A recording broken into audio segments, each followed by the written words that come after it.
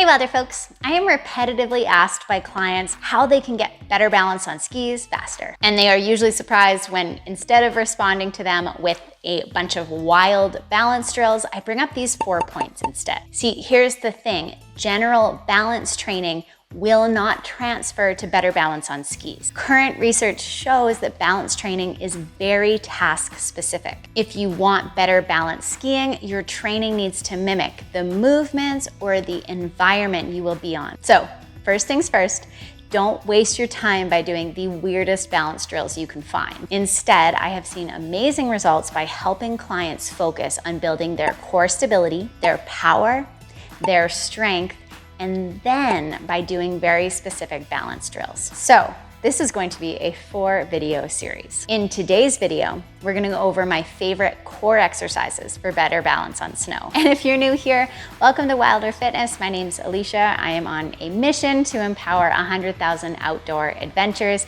I love coaching skiing at my local ski resort here and grew up skiing on the west coast of Canada. Now first, in my opinion, when you are out skiing, your base is actually your core. It is not your feet. If you are solid and stable here, your legs can act as shocks underneath you to absorb and put power into whatever snow conditions you find on the mountain. So to build that rock solid torso, let's start with a plank with some extra added moves. Now, as always, we want to build up our ability to do a traditional plank first and make sure that that plank is rock solid. If our back is sagging, so our core isn't actually working, our hips are high, or if when we go to move, we move our whole torso, then we're not going to be getting the core benefit that we're looking for. So in this core exercise, I actually want you to search for a core burn. I want you to feel it working. And be tough on yourself. You can even try and balance something on your back to keep you in line and make sure that you're not shifting. Once you've got that plank down, I want you to try and unlock your legs. So try and go into a floating kneeling position in the plank and then come back out to a straight leg.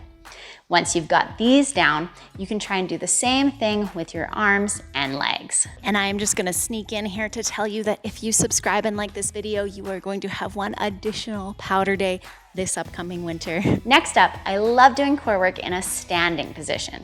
And contrary to popular belief, you can get a lot of core engagement while you're in an upright position. This next exercise will actually help you build your anti-rotational strength through your core, which is your ability to not get thrown off or thrown around or rotated by the forces you experience in a turn. These banded anti-rotational squats look quite easy, but they are sneaky.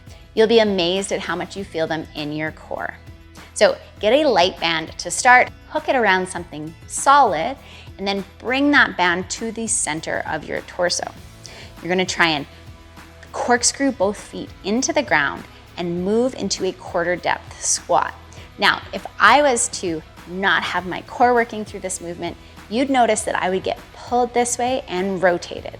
So what I'm going to do is work on staying centered and keeping my body and hips pointed straight ahead. Now, I love progressing these into our next exercise, which is an anti-rotational banded step back lunge. With that same band setup, I want you to alternate taking a step back with your right and then left foot, keeping that band tucked in tight to your chest with your shoulders tall and wide. With the step back lunges in particular, you're gonna get pulled towards and then away from the front leg, and you're gonna find that it is very challenging to stay precise with your movements. Now, when it comes to amounts of time for these, I would say we wanna build up to a minute of each, but I want you to make sure that you're doing high quality movement. So for you, if that means we're starting with 20 seconds of high quality movement, then that is where we're going to begin. We will take equal rest at least before repeating the exercise. Now, all of these movements and more are in our 8-week online pre-ski program, and you can get on the waitlist for that in the link below. Now, before you do that, you might want to check out our ski quiz.